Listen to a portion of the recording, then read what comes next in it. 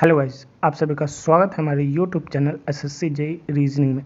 So guys, इस channel पर मैं आप सभी को एसएससी जेई का जो नॉन टेक पोर्शन है, जो कि इलेक्ट्रिकल, मैकेनिकल और सिविल का एक कॉमन सिलेबस है, उसको मैं कवर करता हूँ। सो गाइस, आज के वीडियो में मैं आप सभी को जनरल साइंस फिजिक्स का जो कि पार्ट सेकेंड वीडियो है और फर्स्ट मैंने ऑलरेडी बना रखा है। अगर आपने नहीं देखा है तो प्लीज़ जाके चेकआउट करें।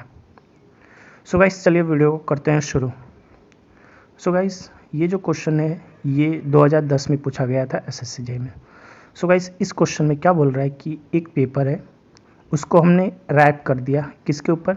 ब्रास ट्यूब के ऊपर। ठीक है, सपोज ये ब्रास ट्यूब है और ये पेपर है। ठीक है, हमने क्या किया, इसके ऊपर रैप कर दिया। ठीक है, और फिर क्या बोल रहा है कि वुडन हैंडल लो। ठीक है ना, सपोज इसके अंदर एक लकड़ी का कोई हैंडल है। ठीक है, उसके ऊपर भी क्या करना है हमें?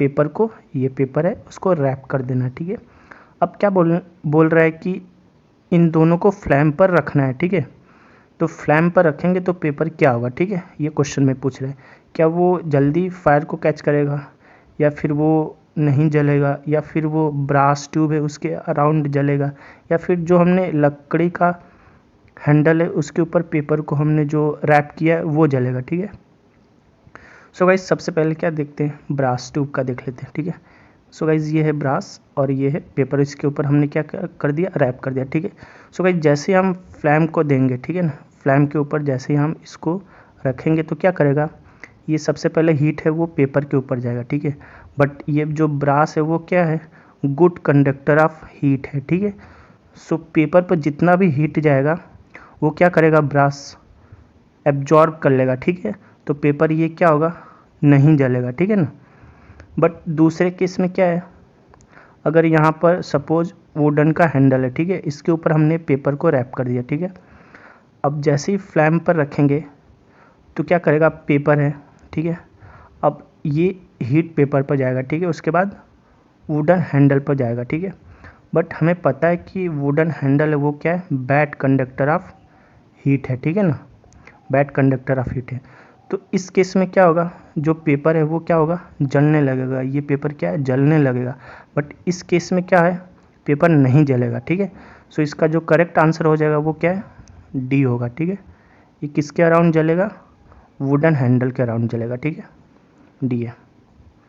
सो गाइस, ये सेकंड क्वेश्चन, इस क्वेश्चन में क्या बोल रहा है कि दो पैरेलल वायर है। ठीक है ना, ये सपोज ये दो पैरेलल वायर है और उसमें जो करंट है वो किधर जा रहा है, अपोजिट डायरेक्शन में। सपोज इसमें एक इधर जा रहा है तो दूसरे में किधर जा रहा है, इधर जा रहा है। ठीक है, अब इस क्वेश्चन में क्या बोल रहा है कि जो फोर्स लगेगा उन दोनों के बीच कौन सा होगा, क्या वो अट्रैक्टिव होगा या फिर रिपल्सिव होगा। ठीक है, सो गाइस देखिए, जो स्टूडेंट अगर इलेक्ट्रिकल ब्रांच से होंगे उनको ये क्वेश्चन पता होगा। ठीक है, बट मैकेनिकल और सिविल वालों को शायद ये क्वेश्चन ना पता हो। सो गाइस मैं इसको एक्सप्लेन कर देता हूँ।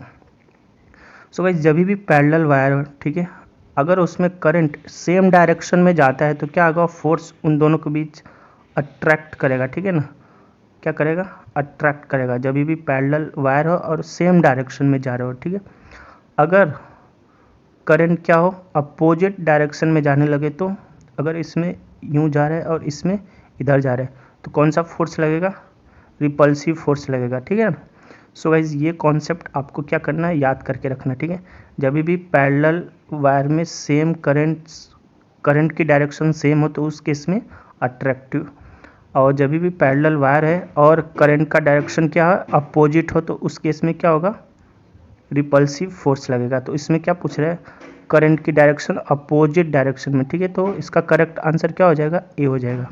ठीक है, सो गाइज ये इस क्वेश्चन में क्या पूछ रहा है कि जो वायर है, ठीक है, पोल के जो वायर होते हैं उस पर कोई भी इंसुलेटर नहीं लगा रहता है। ठीक है, सो अगर बर्ड कोई आके इस पर बैठती तो उसको करंट क्यों नहीं लगता। ठीक है, सो गाइज इसका जो बेसिक सा आंसर होगा वो क्या है कि करंट फ्लो होने के लिए क्या हमें चाहिए, ज़रूरी है कि पोटेंशियल डिफरेंस हो, तभी क्या होगा, सर्किट के अंदर करंट फ्लो होगा। ठीक है, अगर ये पोटेंशियल डिफरेंस नहीं हुआ तो क्या होगा, सर्किट के अंदर करंट नहीं फ्लो करेगा।